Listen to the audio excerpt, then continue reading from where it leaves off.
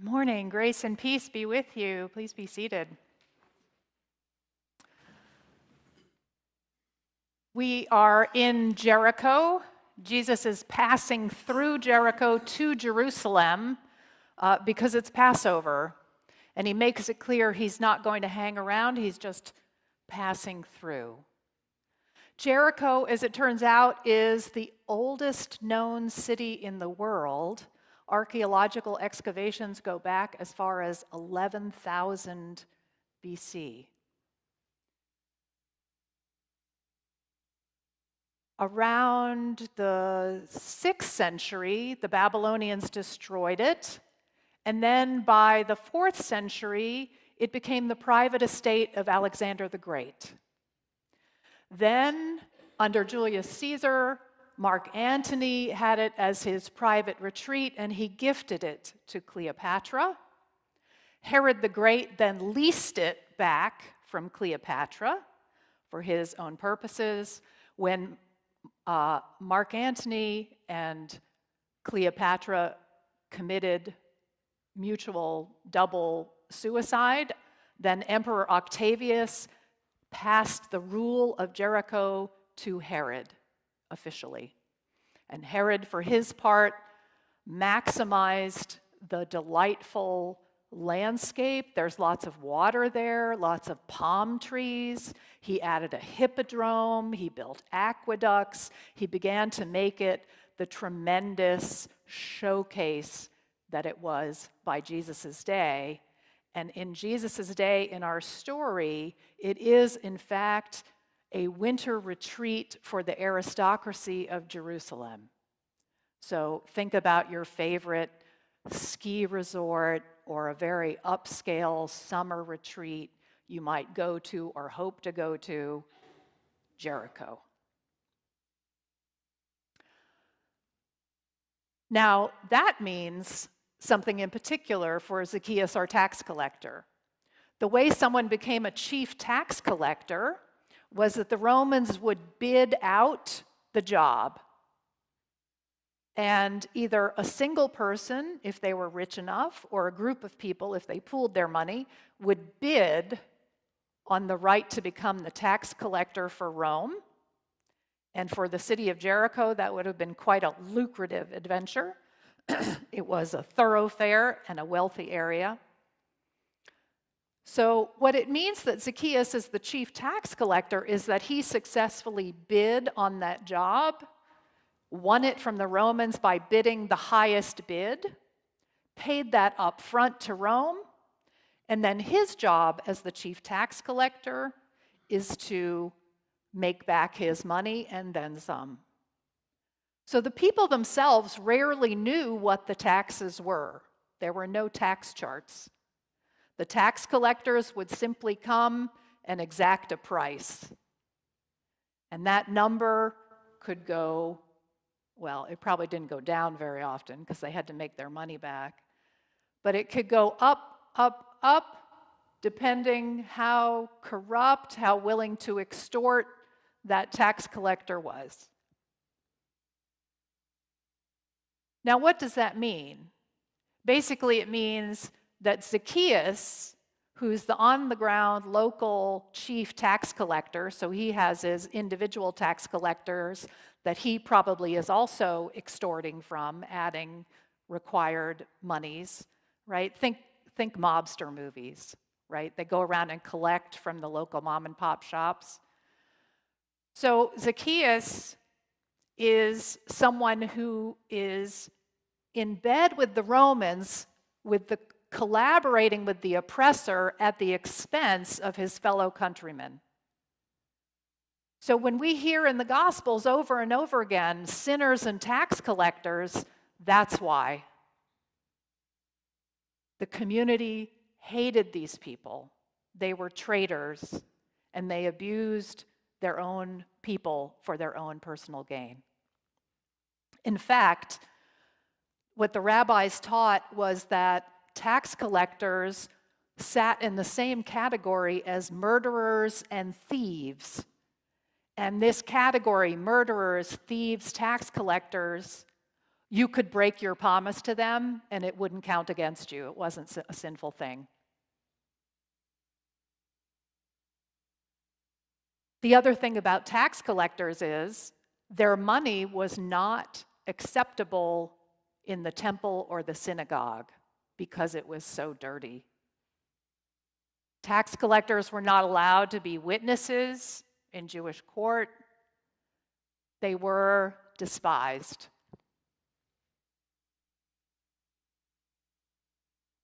Now we have our story. Zacchaeus knows better than to go into the crowds that are following Jesus. It would not have been safe for him to do so. This little detail about him being short, I think, leads us in a direction maybe that prevents us from seeing what Jesus' listeners would have known.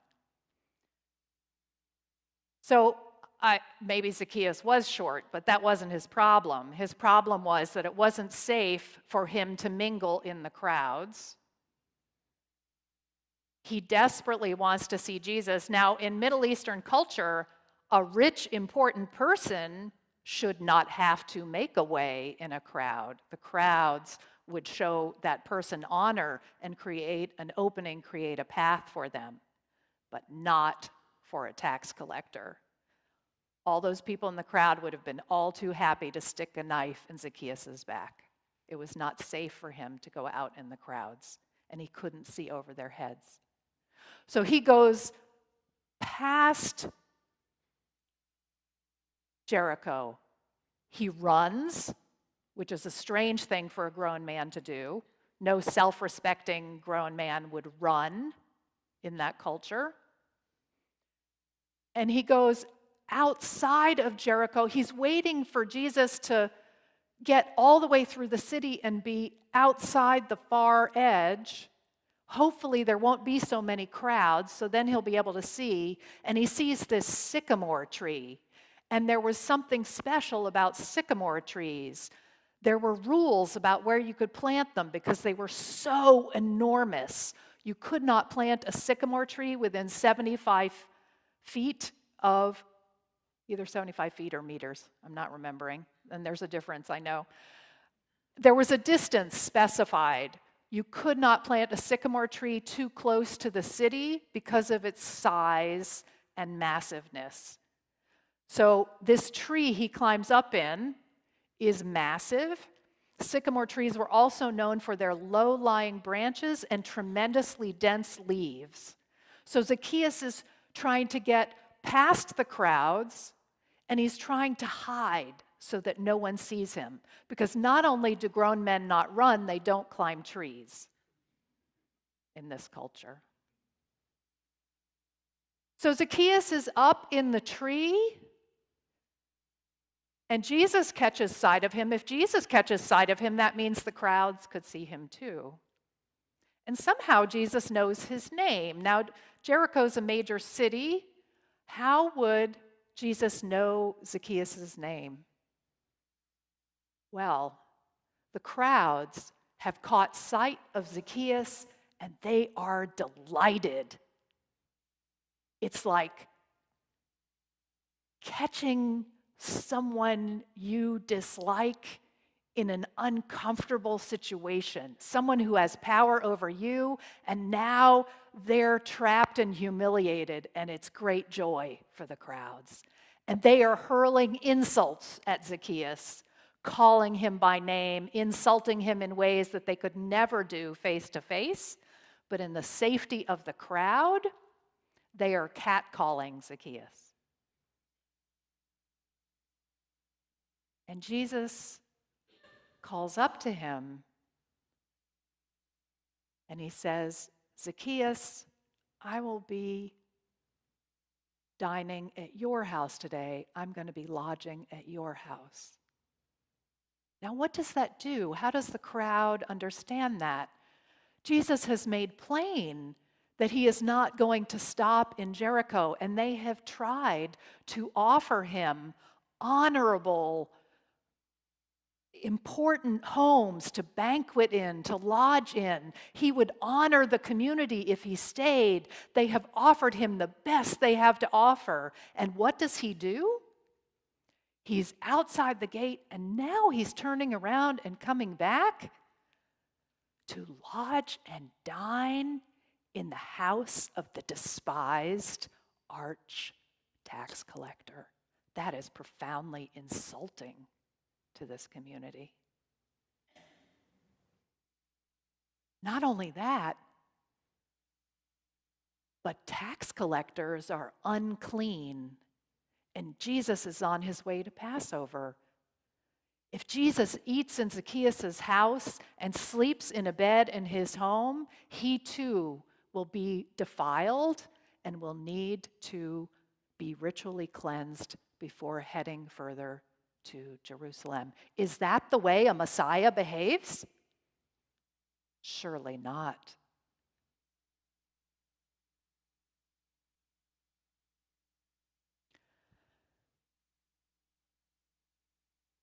We don't sense the disdain and the outrage that the crowd must have felt at Jesus' statement to Zacchaeus. And then Jesus actually goes to his home. Zacchaeus shows signs of repentance. And what does Jesus say? He says, "Salvation has come to this house today, for he too is a son of Abraham.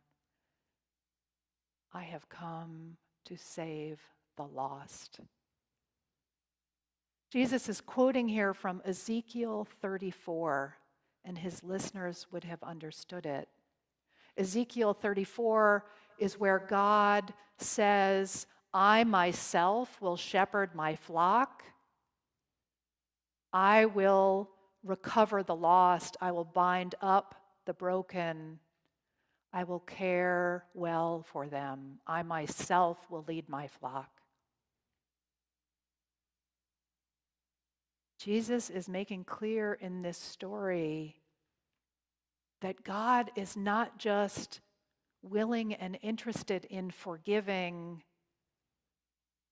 the orphan and the widow and the oppressed, but also the repentant oppressor.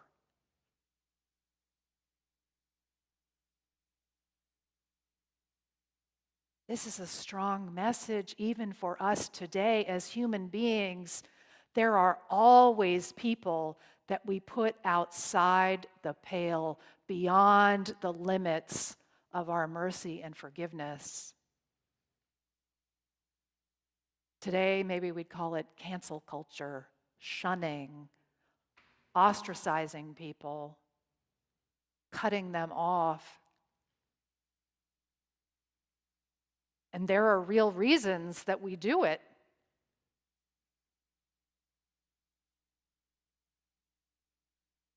But what Jesus is saying is God's mercy is available even to those who we think as human beings are beyond mercy.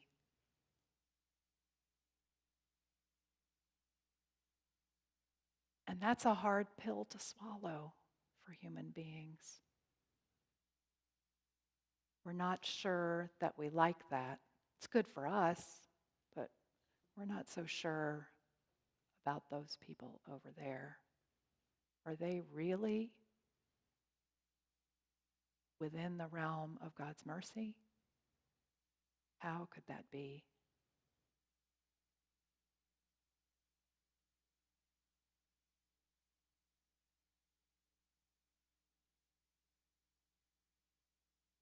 I can't say to you that I'm any better at swallowing that pill than the next person. It is a deeply human thing to draw limits.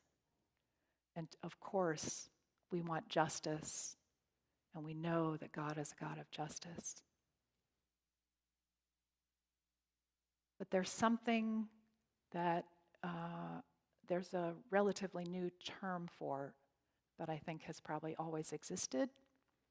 The term is social death.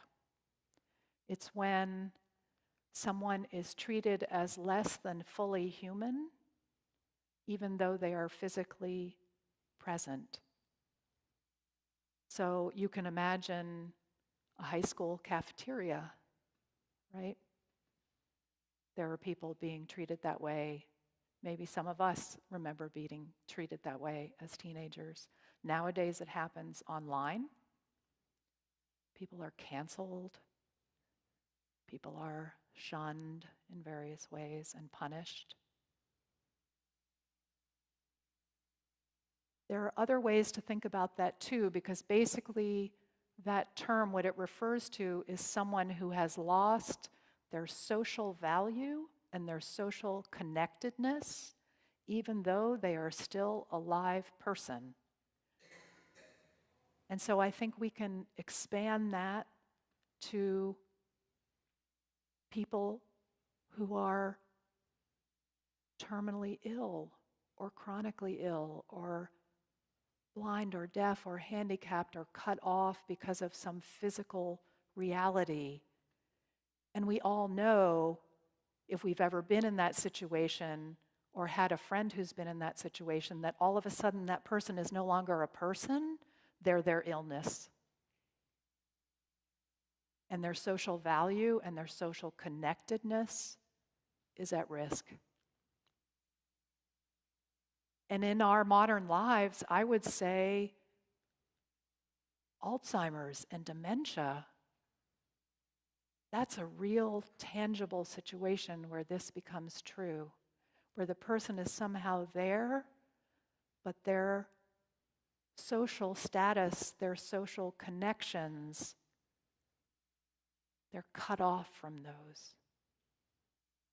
And when we think about who Jesus was and what he was doing all through the Gospels, he is reclaiming people who, for a variety of reasons, are experiencing social death. They are cut off from their fellow human beings.